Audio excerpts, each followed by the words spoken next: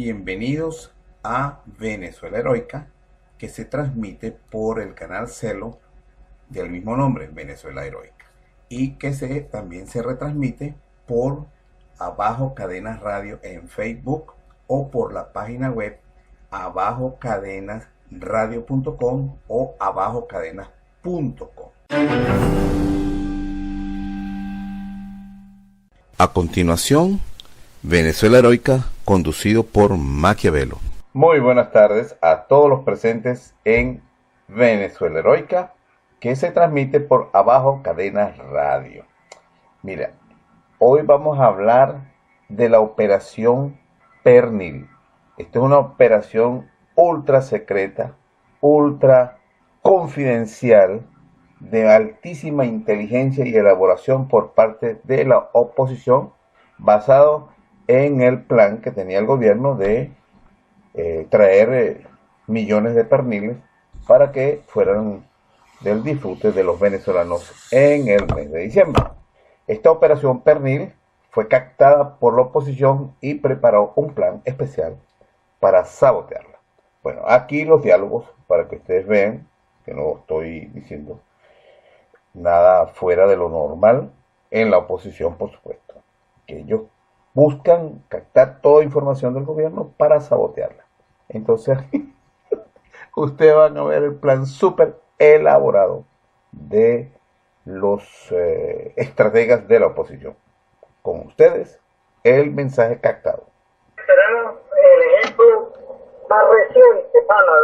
Ustedes no se dieron cuenta. No, vamos a pegarle la corte a esta protesta que está haciendo y nunca terminamos en nada, aburrido, achatado, por la calle no se entendió, de la vaina, nos apagó la luz, ese era el decir, nos apagó la luz. ¿Por qué? Porque estábamos agarrados de ellos. Y ahora vamos agarrando las protestas chavistas, coño, están protestando por una vaina súper diferente a la que nosotros queremos, muy diferente. Nosotros queremos rescatar un país, nosotros queremos rescatar un pernil. Hay mucha diferencia, demasiada diferencia. Cuando nosotros queremos trancar una calle, esa gente nos va a caer encima a nosotros mismos. Porque resulta que le pegamos al corte a ellos y a la protesta a ellos, y ellos no están peleando por ningún sacar a Nicolás de ahí, o al régimen, o al sistema, acabar con el sistema, no. Ellos están peleando por un pernil. ¿Ustedes creen que eso va a echar para adelante? Eso nos va a pasar igualitico. Mire, ojalá la resistencia convoque, pana, y hagan un llamado, y salgan y la gente se anime. Y ahí sí que los chavistas se peguen a nosotros, no nosotros a ellos, porque si no vamos a parar en lo mismo. Lo que pasa es que no anda, o sea, uno quiere como la cuestión perfecta, ¿no? Y la verdad que tienen razón en lo que están diciendo. La cuestión perfecta. Brindamos lo que se pueda. A ver si funciona, a ver si se crea lo que queremos, ¿no? Y me puedo ir para San Cristóbal como yo estaba antes, porque aquí en Miami estoy muy duro. Casi que me toca traer el premio, Marupito, porque no entendía. Es que no es contra ti, es simplemente, fíjate tú, si mira, nosotros tenemos un objetivo, ¿verdad? Indudablemente que ellos, ese actor de lucha nunca se va a unir al opositor para salir del régimen. Eso ni lo sueñen, porque es que no lo van a hacer. Te lo dicen, todos lo dicen en las entrevistas que le hacen. Caramba, presidente, nos prometió que estamos pasando hambre, necesidades, a mí ya se me murieron dos hijos y tenemos hambre y usted nos prometió y no lo ha dado. ¿Entiendes? Si en vez de ir para Miraflores, las 4 viejas que están yendo para Miraflores, que no las van a tocar, porque ellos saben que son de ellos, ¿tú te imaginas una turba que nos tenemos que vestir de rojo? Nos vestimos de rojo. Que vamos a chillar por el pernil, allá yo soy la primera que voy a gritar por el pernil, porque ellos, tú no los puedes pasar para este lado. Entonces tú tienes que pasarte para el lado de ellos para lograr el objetivo, porque ya te digo, ni abriéndole la cabeza a machetazos, ellos no entienden. Ellos no entienden de cola de gasolina porque ellos no tienen carro. A ellos no les importa. Y nosotros vamos a esperar que la clase media, que ya está pelando también, hacerse que está pelando, si la clase media va a salir porque no hay gasolina, tú me lo ves, ahí están, 20 horas, 15 horas, 2 días en cola, no les importa. Pero ellos están ahí esperando a que llegue la gasolina. Entonces, nunca esperemos que ese pueblo se una a nosotros porque el objetivo es diferente. Nosotros queremos salir del sistema, ellos no, porque ellos van a seguir siendo unos lambucios que van a seguir esperando su permiso. Por eso es que hay que aprovechar y vamos todos juntos a chillar por el pernil. Cuando ellos vean que todo el país está en la calle chillando por el pernil, ellos van a tener que usar las armas hasta con su propio pueblo.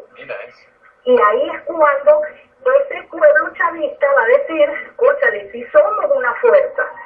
Y como no se lo van a dar, porque no se lo van a dar, porque no hay para tanta gente, entonces ellos, ahí es cuando nosotros podemos sacarle partido. Porque en esa calentera que ellos tienen, que ya están molestos, entonces ellos ya no van a ver porque están peleando. Y nos favorece, eso nos favorece. Ahora, tiene que salir, pues tenemos que salir todos, por supuesto. ¿Y dónde está ese grupo de resistencia armada, que ya está organizada, que no sé qué estamos esperando, que no termina de unirse a esto? Entonces no podemos esperar a que ellos nos sigan a nosotros, nunca nos van a seguir. Entonces mira, hay que vestirse de rojo, mira, nos vestiremos de rojo y para allá vamos, el objetivo es uno, y es sacarlos a ellos, te vistas como te vistas, porque si vas con la bandera de Venezuela, te masacran y se acabó. Entonces vamos, yo pienso que es lo mejor, pescar en este río revuelto y nosotros vamos a ir de beta a chillar por lo que quieren ellos. Cuando vean que no se les van a dar de ninguna manera y que les dan palos, bueno, entonces ahí es que ellos, gran parte de ellos, se van a sumar a nosotros. Así no lo quieran, sin pensarlo, porque ellos no piensan, ni analizan. Entonces ellos se van a unir a nosotros porque la pelea es esa. Ellos van a creer que estamos por lo mismo. No estamos por lo mismo, pero lo importante es hacer la revuelta y ya de una vez reventar esto. Porque aquí, definitivamente, el que tiene carro no va a salir a la calle. Así, porque no hay gasolina. Olvídense de eso. Si no, ya hace rato que se hubieran incendiado todas las ropas y todo. Así es que, mire, eso es lo que tenemos que hacer.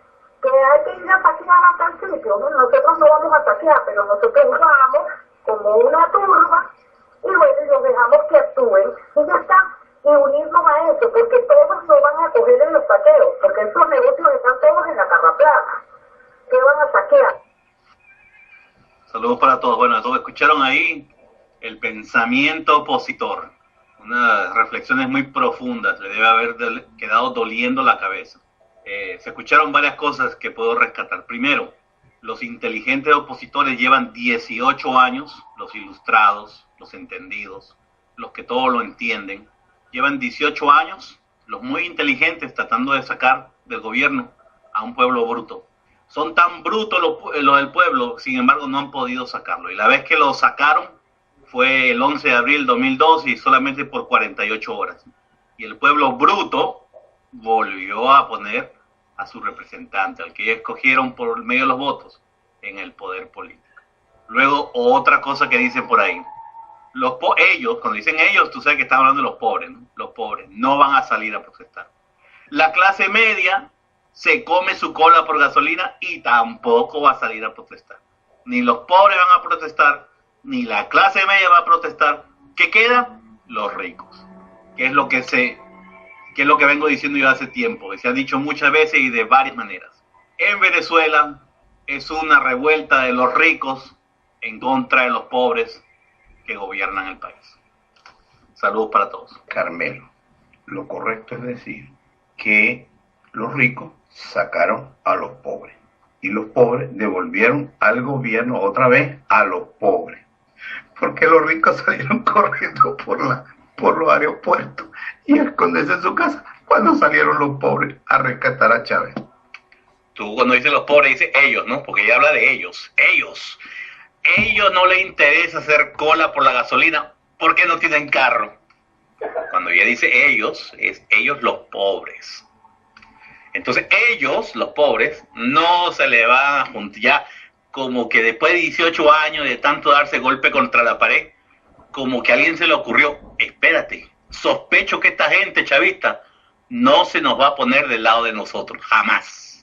Como que ya está, es como esa película de 2001, Odisea en el espacio, cuando en las primeras escenas se ve que el simio y el grupo de simios están viviendo en la carrera plana, pues. Eso parece Bombillo, viviendo en las cavernas, tiempo de las cavernas, y de pronto a uno se le ocurre agarrar un hueso y inventa delante del televidente la primera herramienta. Se le prende ese foco y dice, ¡nieta, esta es una herramienta! Bueno, así están ellos.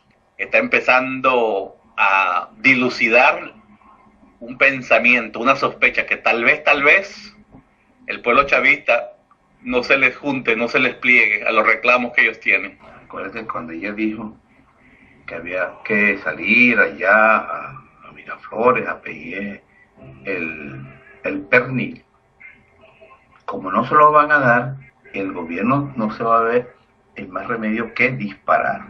Lo que pasa es que la bruja no dijo que ellos iban a estar entre los chavistas, porque ella dijo, no, vamos a disfrazarnos de chavistas, nos vamos hasta allá, los llevamos a ellos y reclamamos el pernil. Como no se lo van a dar, el gobierno se va a ver la necesidad de dispararle al pueblo.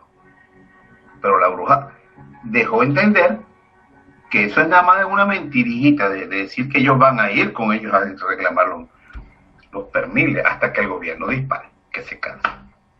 Pobrecito, ¿no? Ellos son por pura casualidad del grupo ese que se llaman venezolanos hasta los tuétanos.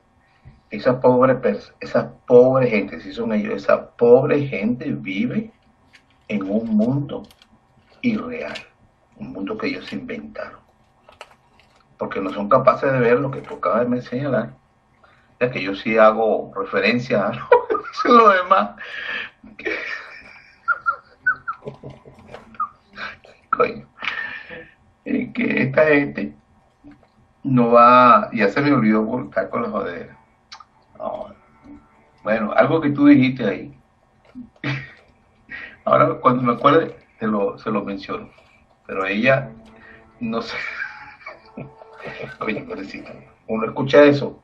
Si yo estuviera en una reunión cara a cara con esa persona, yo no aguantaría la risa. De verdad, no podría aguantarla por los disparates que dicen.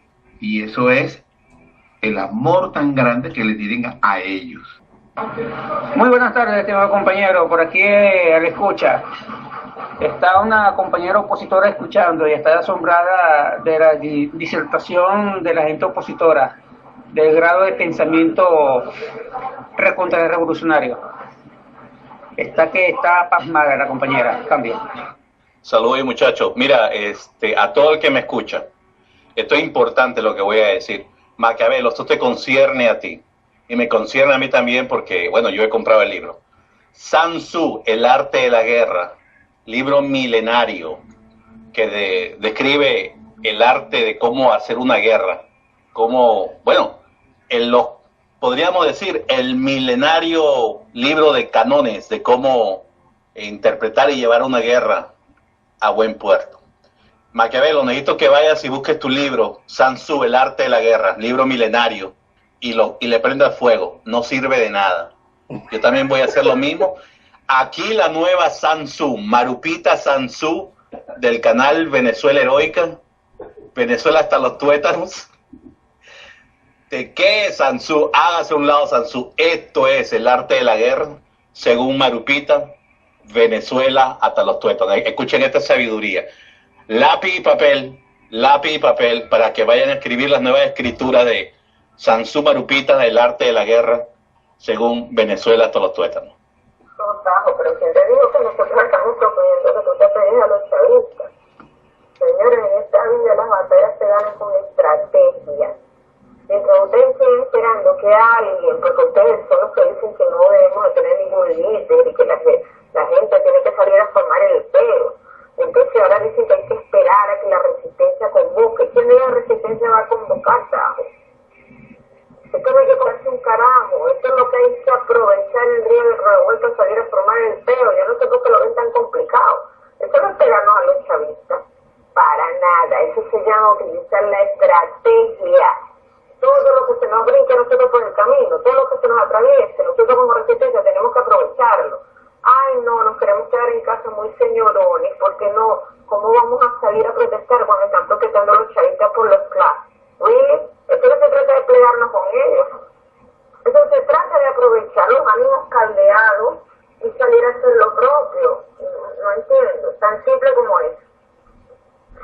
Pero, Marupita, si la gente sale a apoyar la calle, pues, esta gente está peleando por una dulce comida. Y nosotros no queremos que la gente se vaya por ahí. Y todo el mundo va a hacer eso. Eso fue El arte de la guerra, según Marupita, de Venezuela hasta los tuétanos. Ha hablado la máster. Escriban, por favor. La verdad, es bueno esa clase de estrategia en la oposición, porque eso es lo que puede explicar el hecho de que el mundo irreal no lo han podido llevar al mundo real. Y entonces, mientras ellos están viviendo el mundo irreal, el mundo real sigue su curso normal. Esta ha sido palabra de Marupita Sansú.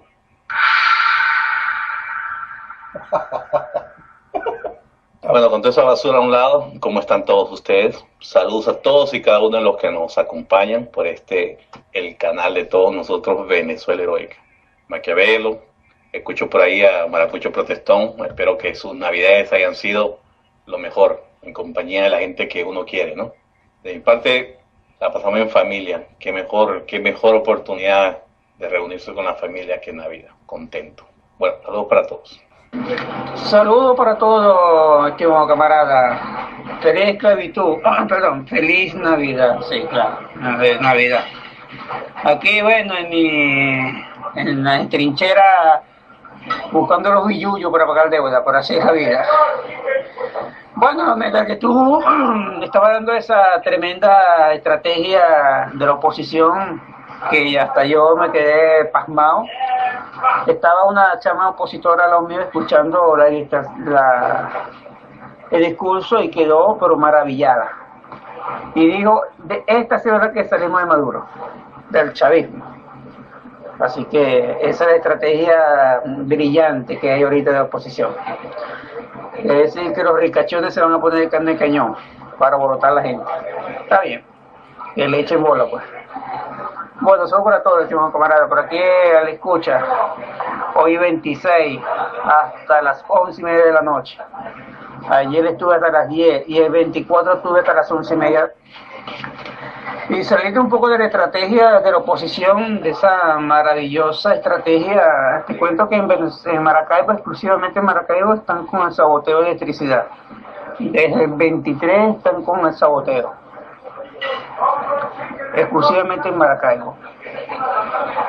Ciudad fronteriza, estado fronterizo y un gobernador del partido del Techalpa. Están saboteando. No solo eso, esos recortes que hay en el servicio de gasolina, en la distribución de gasolina. ¿Tú sabes qué es eso realmente? Son los corruptos que quedan en PDVSA peleando desde adentro, peleando por su vida, por permanecer vivos en la corrupción que tienen, en el paraíso de corrupción que tienen desde hace muchas décadas, supongo, porque eso no es nuevo. Bueno, esa gente es la que está jodiendo desde dentro de PDVSA, luchando por su existencia. Los otrora rojitos. La sobrina mía estuvo no sé cuántas horas haciendo cola en los bancos para irse con efectivo para las 2 semanas de vacaciones que se va a la isla Margarita, pero finalmente sacó 3 millones de bolívares. 3 millones de bolívares, billetes de a 100.000 nuevecitos. Pronto llegaremos a la era en que Alemania llevaba un camión de billetes para comprar un pan. Eso es lo que quieren. Eso es lo que quieren. Hasta que llegue alguien que ponga orden y saque a ese huevón de la presidencia. Sí, pero vamos a caer en el mismo estilo de la oposición. Pues, ¿quién sería que ocuparía ese puesto y pondría a la gente de verdad a trabajar? Pues, como lo hizo el de Bigotico. Y como dijiste tú, Macabelo, ayer, el que esté robando, se da una contraaviso. Al tercer aviso, mi hermano, contra la pared, pues, fusilado. A poner orden en la casa, pues. Así de fácil y sencillo, y es verdad. Y es verdad, es que ya ningún negociando con los terroristas estos guarimberos o con la oposición, ningún negocio, compadre. Está jodiendo el país, bueno, hay que rasparlo. Y si no se raspa, bien encerradito, para que no se escape. También. Bueno, tu pregunta es bien simple de contestar. ¿A quién vamos a poner? Bueno, siempre nos decimos menos marxismo, leninismo y más nacionalismo. Pues entonces hay que sacar a los marxistas, leninistas y poner a los nacionalistas, que hay bastante ahorita. El que venga va a tener que venir cortando el rabo y oreja para poner orden. Estaba viendo ahorita uno o dos videos de cómo es el comportamiento de los venezolanos en Perú, Panamá. Alzaditos, mano, gritándole a la gente que les critica o que los llama porque están haciendo eso, a obligados. Guarimberos que se fueron para allá, hablan mal del país y todavía los toleran. Tiene que haber orden en Venezuela. El contrabando de extracción, eso es, la frontera está abierta y cada vez se constata más que quien tomó la decisión de echar para la calle 80 delincuentes, hay gente de esas que han echado para la calle, como los 12 policías de Chacao que están involucrados en el asesinato de un periodista que fue militar y que era periodista de Venezolana Televisión. Involucrados porque la pistola que usaron fue la misma que utilizaron para asesinar al ex jefe de las milicias. Y esa pistola estaba registrada como una pistola que había decomisado la policía de Chacao. Al estar registrada, ellos los tenían en su poder. Y los únicos que tienen en su poder esas armas son los policías. Y los autores materiales del asesinato del militar ex jefe de las milicias fue asesinado por policía de Chacao. Y los que asesinaron al periodista se suponen que son los mismos sicarios de la policía de Chacao. Eso está en la calle. Como está en la calle la mujer que prestó el apartamento donde el Pereventa descuartizó a una muchacha de ellos mismos porque no le quería pagar 5 millones de bolívares. Eso. Están saliendo los nombres. Y la mayoría de los 80 son tipos que agarraron produciendo violencia. Y esa lo ordenó la bruja esa de Delcy Rodríguez, que ya se ve que es un triunvirato ahí. Ella, el hermano y los dos hermanos, pues, los Rodríguez, tienen el poder, lo tienen agarrado a Maduro. Porque Maduro no ha dicho, esta boca es mía, con la liberación de los tipos esos, como lo dice, calladito. ¿Cómo se llama? Tarea de la Isami es el que está en la fiscalía. Ya ordenó una cantidad de movilización de fiscales para hacer la solicitud ante los tribunales para el sobreseimiento de la causa. Libre 80 terroristas. ¿Dónde quedan los policías que hicieron el trabajo para agarrarlos? ¿Dónde quedan los familiares de las personas que estas personas le ocasionaron daño? ¿Dónde quedan? Esa es la mentalidad de los guarimberos.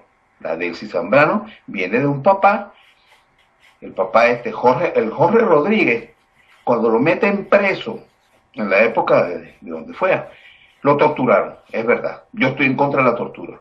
Pero el tipo lo meten preso porque descubren que está vinculado al secuestro de William Nijao. Pero eso no lo dicen los bolsas esos que nos están gobernando. Estos son los hijos de ese tipo. Y esos son los que están gobernando Venezuela. Acuérdense ustedes, los marxistas-leninistas buscan el caos para poder poner la dictadura, para poder justificar la dictadura marxista-leninista.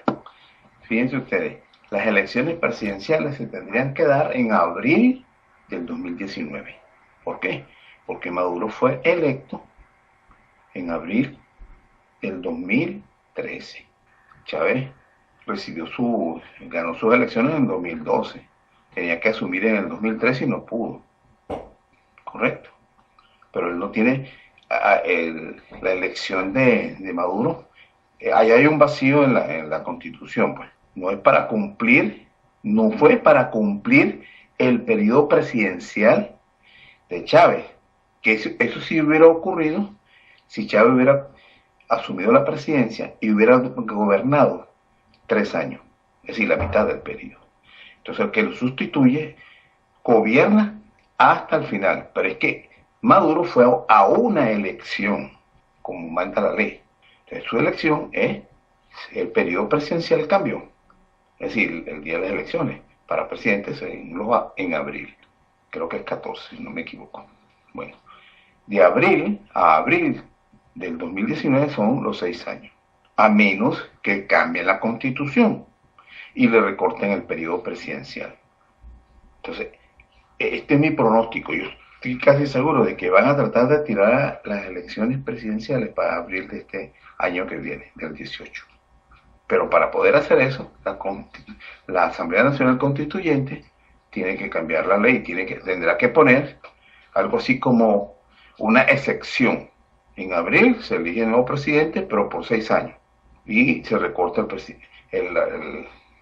la presidencia de Maduro. La otra, me imagino yo que también podría suceder es que Maduro, no es que renuncia, bueno, sí va a renunciar, deja la tarea de la ISAMI y se lanza, y que tenga la oportunidad de competir como un candidato, porque por ahí se está hablando que quieren dejar a tarea de la ISAMI como presidente. Entonces salieron unos bolsas de la oposición, bueno, no tan bolsas, porque son unos tipos que toda su vida han sido agentes de la desinformación, diciendo que las sanciones que le aplicaron a Tarea de la ISAMI, el juez de jueces, el juez que representa, como se dice, a papá Dios ustedes saben, pues de los que buscan nada más que la codicia y el dinero, que es la Secretaría del Tesoro, sancionó a Tarea de la ISAMI. Entonces, como esa Secretaría del Tesoro tiene más poder que la Corte Suprema de Justicia de los Estados Unidos, el Congreso, la Presidencia e incluso la Corte Penal Internacional y la Corte Celestial, decidió que Tarea de la ISAMI no puede ser presidente de Venezuela porque tiene unas sanciones de la Secretaría del Tesoro. No tiene que ir a juicio, no tiene que presentar pruebas ni nada por el estilo, porque esa es la supersecretaría más poderosa que existe, representante directo de Dios. Bueno, entonces, vamos a ver.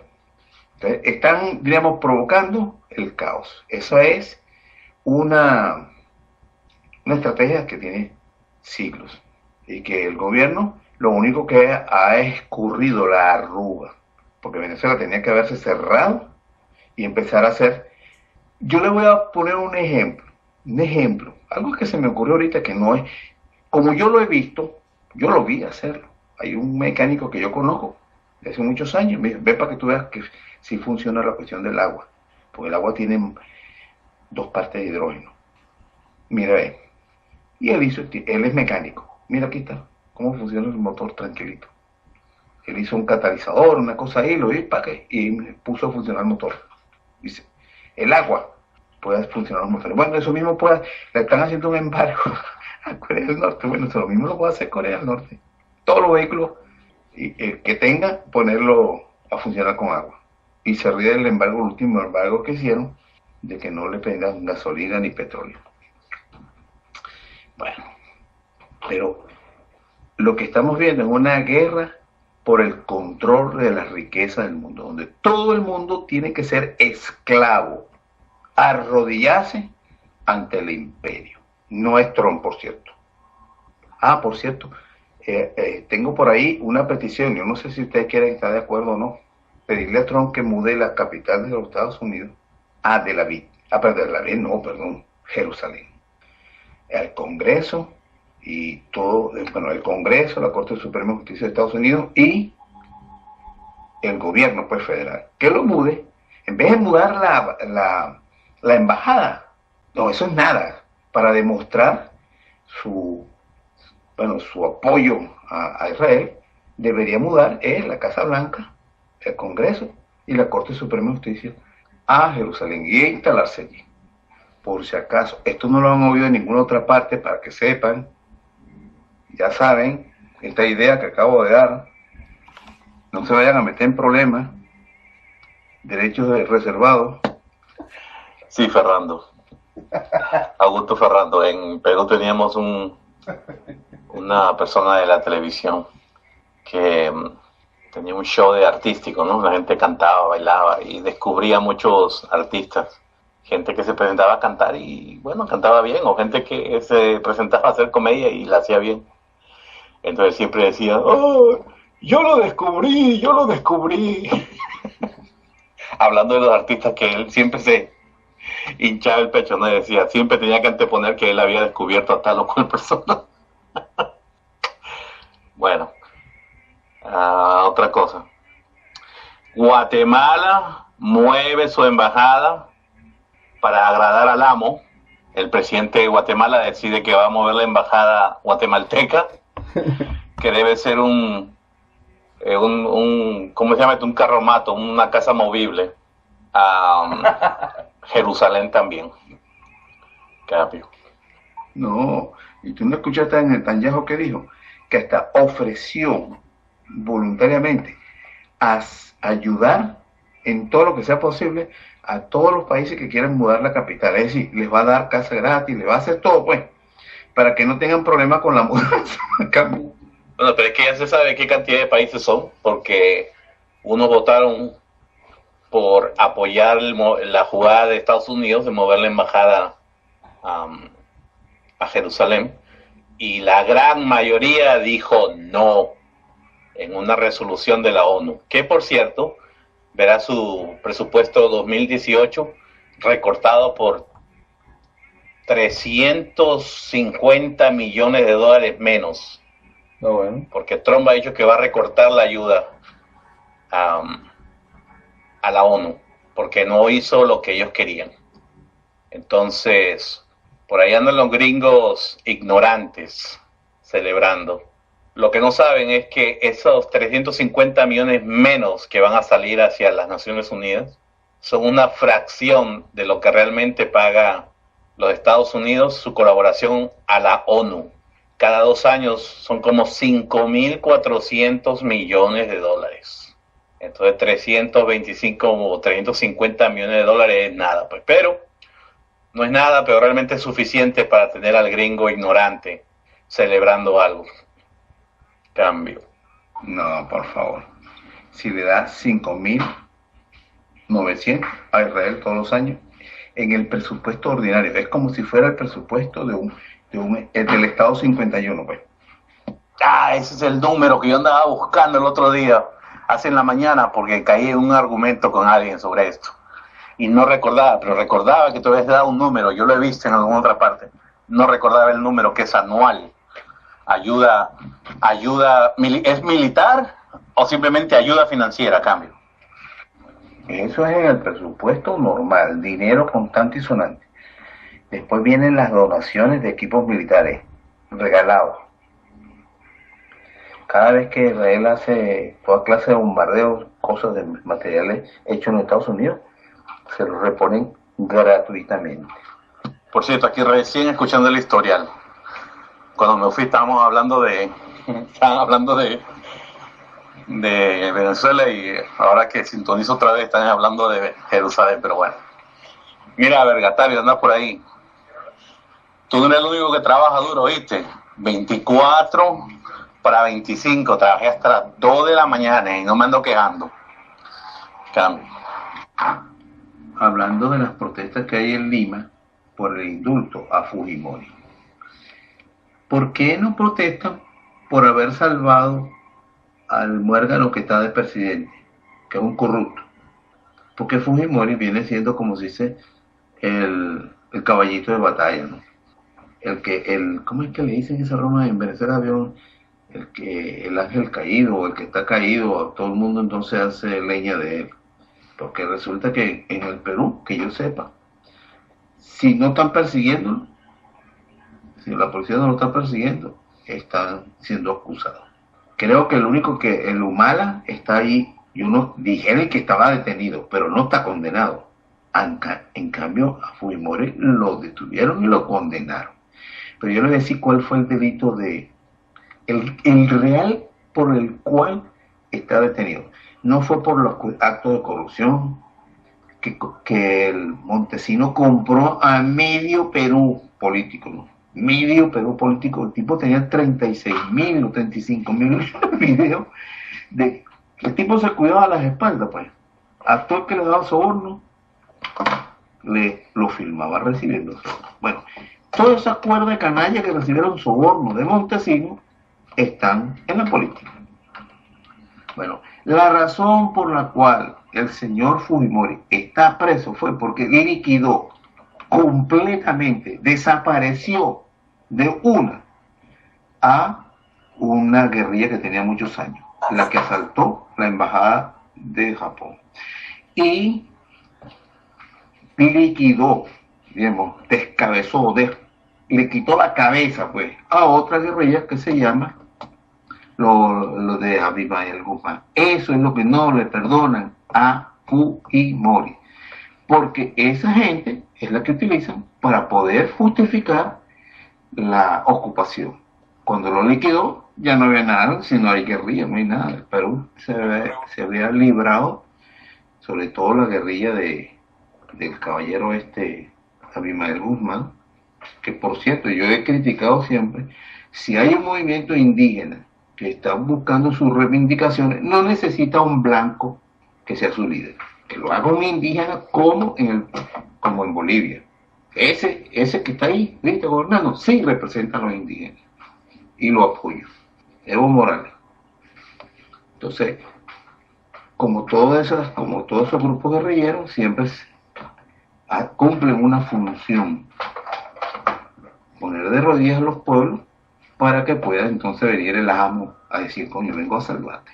Ahí está, que es el Perú ahorita, una sucursal de las grandes corporaciones.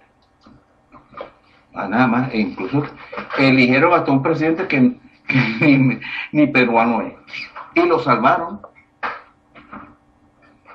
Por eso es que Fujimori, todo el mundo se ensaña contra él, quieren que vuelva otra vez a la cárcel, porque ese gran poder no perdona. En México, Emiliano Zapata era un indio, y cuando tuvo la oportunidad de ponerle la mano al poder, se acomplejó. Se cuenta la historia, ya él era la figura más relevante, que tenía más poder, había derrotado, desde el sur había derrotado, y había unos militares que él venía del sur y los militares del norte. Y vino él, no, está bien, cedo la oportunidad que sea otro, y se retiró. Los que a él permitió que llegara al poder, luego le pusieron una emboscada. Dicen que fue como 1.500 soldados, lo emboscaron, lo invitaron a un sitio al que hablar, una conferencia. Entonces, para asegurarse, todos los militares eso, pueblo, le disparó a Emiliano Zapata para, destrozarlo. Por eso es que, entonces, un tiempo después, hubo un alzamiento en el sur de México, que se llaman los Chapates,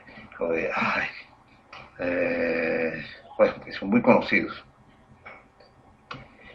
Se levantó una guerrilla, y entonces el comandante Marcos, un español, hijo español, dirigiendo la guerrilla de los indios. No joda. Ese es como que es lo mismo como hacían los curas españoles que salían en defensa de los indios. pero para que lo siguieran a ellos, realmente, y imponerle la Iglesia Católica. Los padres protectores de los indios, cosas así. Entonces, ay, sí, es verdad, ellos son cristianos. ¿Qué va? Es la misma manipulación. Si los indios se unieran ellos, se educaran, se prepararan, y no buscaran ningún blanquito, ningún hijo de europeo, sus luchas tuvieran más éxito. Porque ellos realmente son aborígenes, están defendiendo a su gente, pero no se unen. Mientras esté un europeo al frente de las luchas de los aborígenes americanos, olvídese, eso no va a llegar a nada. Fíjate que yo tengo una visión, un entendimiento diferente a lo que ocurrió en el Perú a partir de Fernando Alberto Fujimori en 1990 hasta el día de hoy. Has hecho varias puntos en tu análisis y creo que merece aclararlos, al menos ponerlos en contrapunto con la manera en que, como te digo, veo yo las cosas. El primero de los puntos, lo que no le perdonan al señor Alberto Fujimori es que ya había sido reelegido por el pueblo y en ese momento la Constitución, como estaba escrita, permitía, porque él mismo la cambió, la reelección indefinida. Cuando en toda América Latina vemos que el día de hoy el plan es regresar a toda América Latina a este éntrate un rato, luego yo, republicano demócrata, esta manera de democracia donde al máximo un partido de gobierno tiene que estar 2 periodos, lo máximo, ¿no? Ni siquiera el mismo líder, el partido político tiene que irse.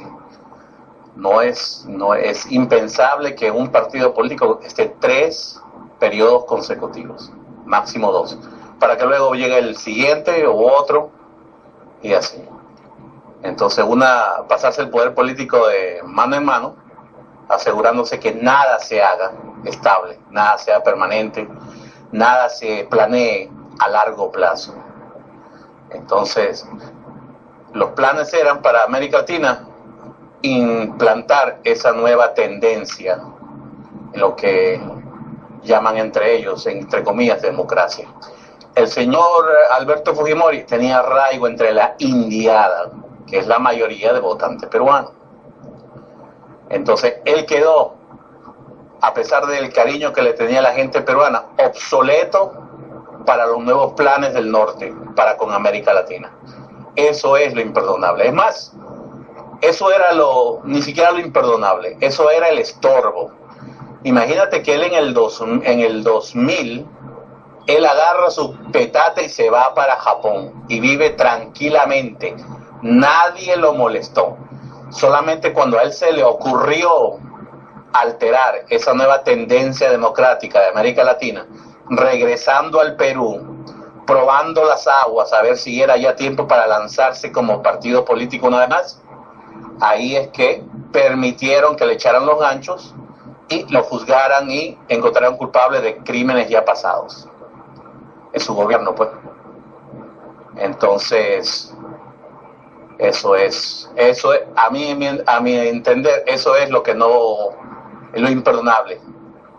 No puede ser un líder que la gente, con el cual la gente se sienta identificado. Tiene que ser líder de papel y de cartón. Líderes que al comienzo del mandato la gente los idolatre y al término del mismo mandato la gente los quiera mandar por un tubo y pongan el siguiente y luego el siguiente y una manera de a largo plazo. Ahora otro punto rápido. El señor Fujimori apenas entró, le preguntó al Fondo Monetario Internacional, ¿qué quieres tú hacer? Y todo lo que dijo el Fondo Monetario Internacional, el señor Fujimori lo cumplió al pie de la letra. Era el presidente perfecto para gente del norte, el que seguía todas las órdenes. Lo único que pidió Fujimori a cambio era poner a todo su cogollito, los japoneses, la colonia japonesa, en el poder, reemplazar a todos los pitucos limeños por pitucos japoneses. Un pituco siendo lo mismo que cifrino. Y eso sí, como en unos cuantos meses, cada vez que había una presentación del gobierno, que tenía que salir el gobierno, un ministro y sus ayudantes a hablar, o el presidente y sus ministros, eso parecía la reunión familiar o un bautizo de la familia de Fujimori. Todos japoneses, todos. Porque eso es lo que pidió a cambio de seguir las instrucciones del Fondo Monetario Internacional, fue que le permitieran hacer lo que querían con los gobiernos locales en el Perú. Y eso es exactamente lo que hizo. Entonces él era una muy buena ficha, pero ya luego cuando se es elegido una vez y luego por segunda vez, ya tenía 2 periodos encima, y por lo que vemos en América Latina el día de hoy, eso ya no se puede hablar de un presidente que tenga 3, de un partido político que tenga 3 gobiernos consecutivos, mucho menos la misma persona. Entonces ese fue su gran pecado. Pero él era muy querido, muy querido.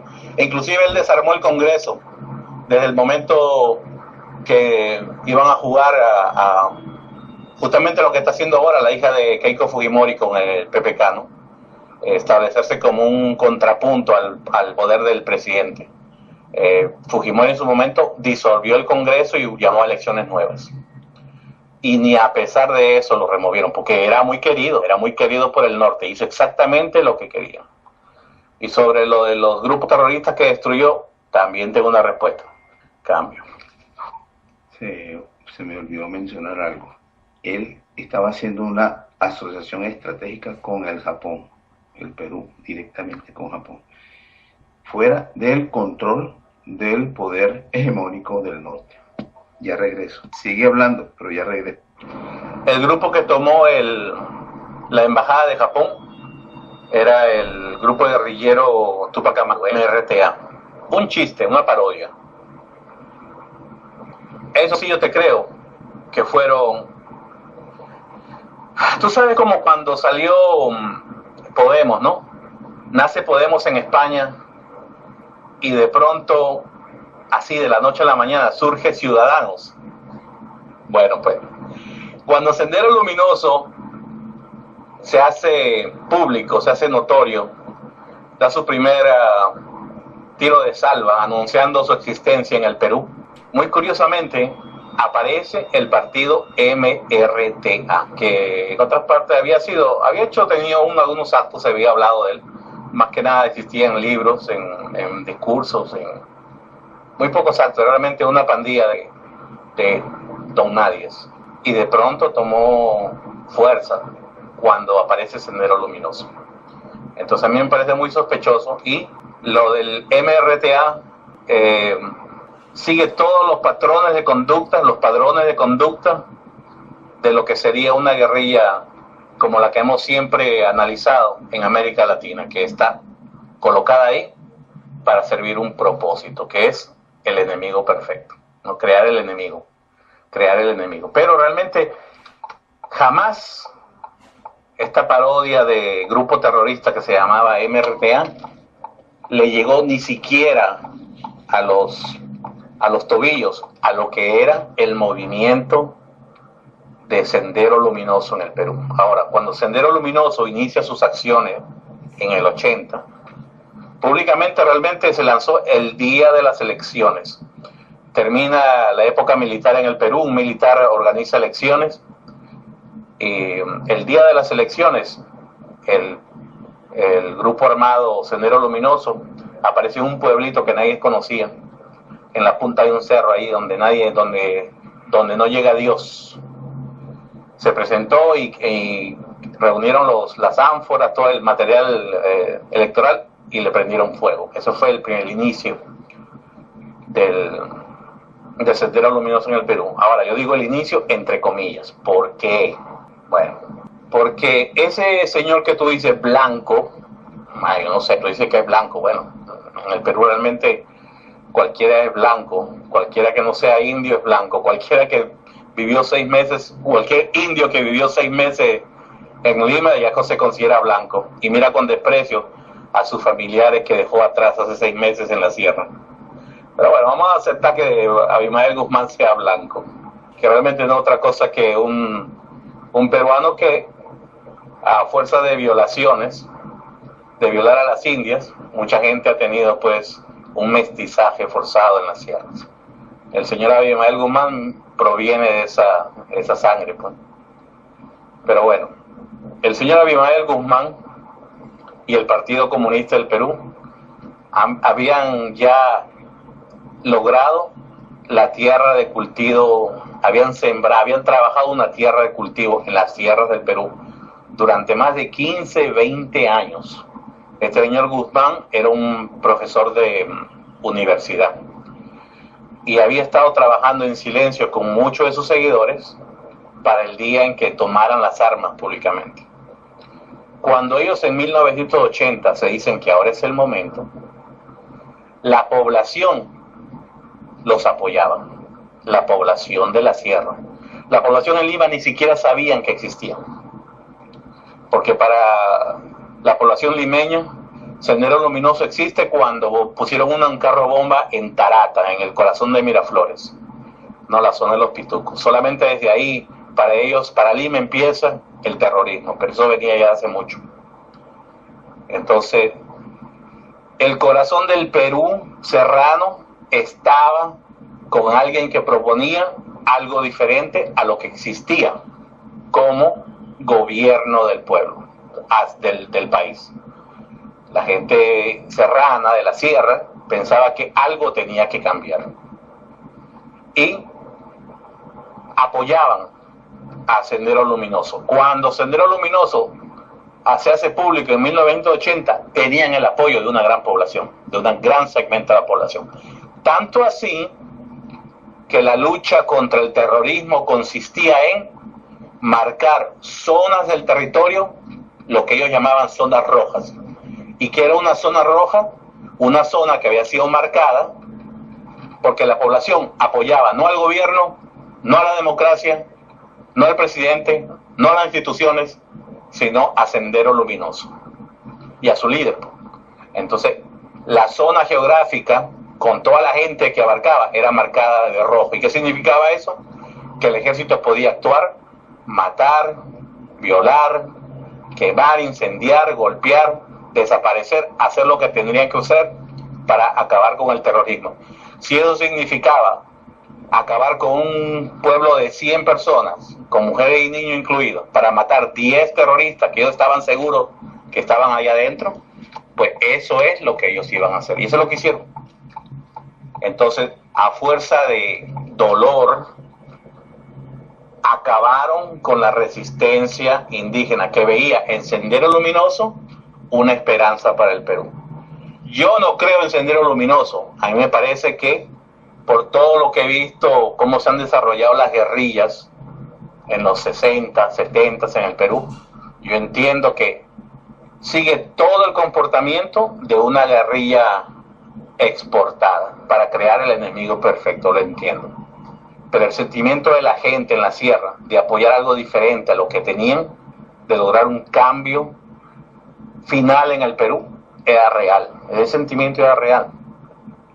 El día de hoy yo creo que se le fue al Perú, al indio, al serrano peruano, se le fue la última oportunidad que tenía de liberarse, de retomar la posesión de su nación, de su país, de su territorio. Y ahora, como ustedes han visto, el Perú es una hacienda, es un virreinato, y pusieron al virrey PPK para cuidar de los intereses de las corporaciones, a cual PPK siempre ha servido. Entonces, existen las ventanas de oportunidades, y una vez que se cierran, ya no se vuelven a abrir. Eso es lo que le ha pasado al Perú. Yo creo que ya al Perú le pasó la hora.